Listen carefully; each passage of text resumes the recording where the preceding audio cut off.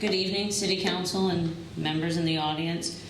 A few little updates that I want to apprise you all of. One, I will take some time to address the paving questions that were just discussed. As you all know, for an action item on your agenda tonight, there is a reappropriation request for $175,000 of paving. What that is typically your paving runs on a calendar year basis and we function on a fiscal year. So oftentimes your paving work that you have budgeted money for the year before carries over into the next year. Our year ends June 30th.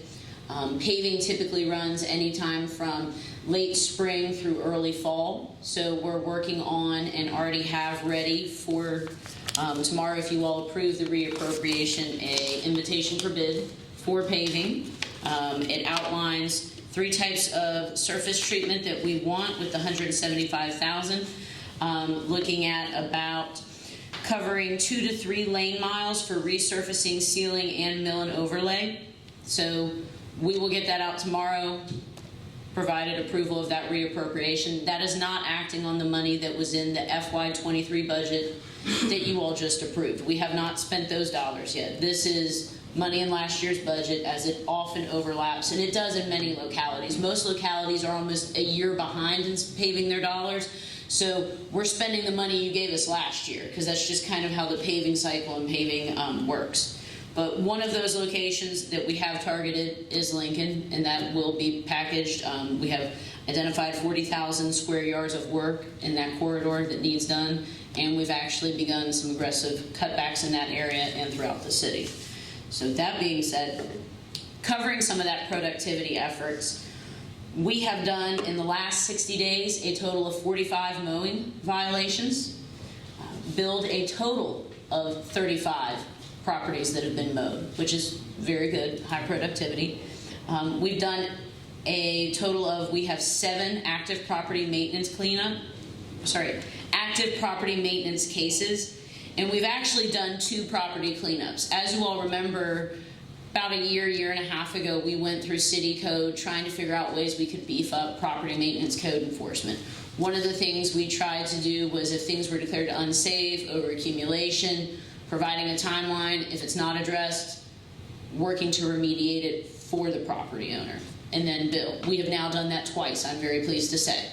So our team between Mr. Mines and Officer Brown, they're tag teaming it and doing well. So trial, and we're finally getting there. We also have conducted 28 permit inspections and secured 4 unsafe structures in the last 60 days.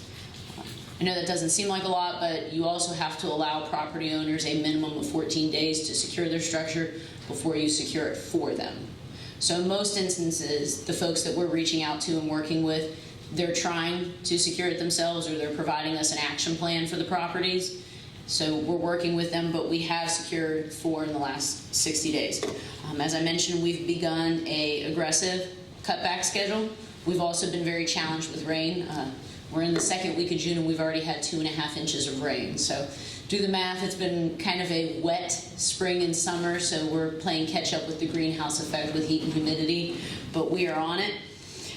Work is continuing with regards to economic development. Very pleased with downtown and the former Gordman's department store.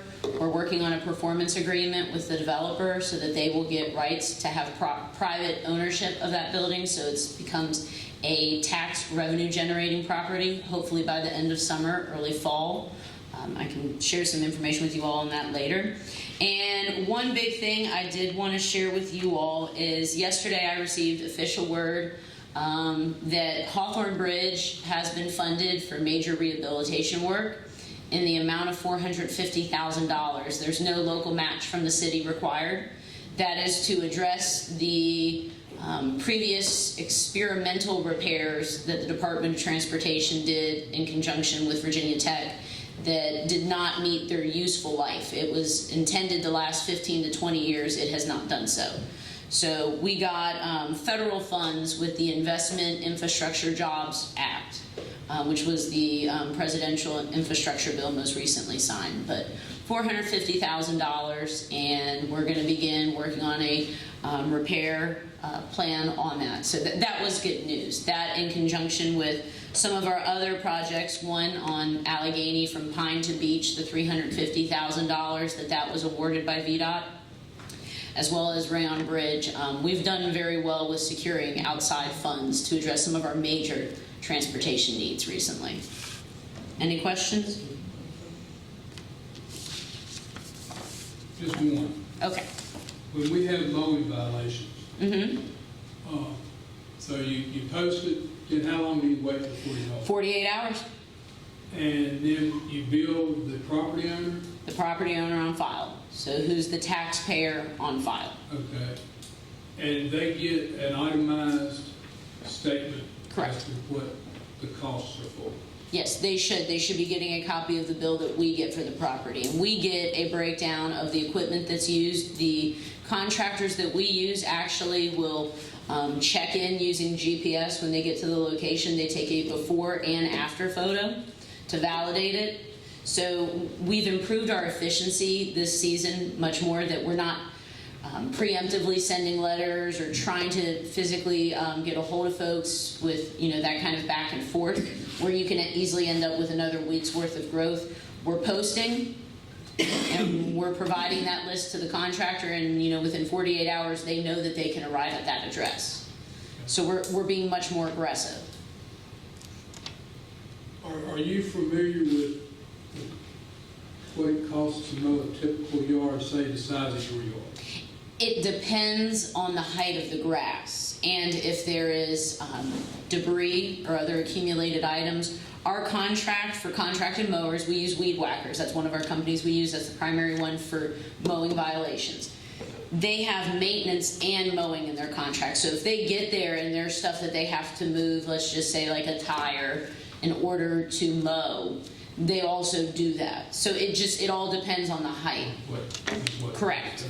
Now, we have had some of our larger lots where we do try to reach out, and we might give an extra day or two to that property owner because it would consume our entire budget. So do you contact the property owner or the person living at the house? We try to do both, but legally you're just required to post the property, and that serves as notification. We also, at the beginning of the mowing season, ran notices in the Virginian Review, provided a PSA, and put a mailer in our utility bill about the code requirements and the height limit for high grass. That answers my question. Thank you. Anything else? Thank you all.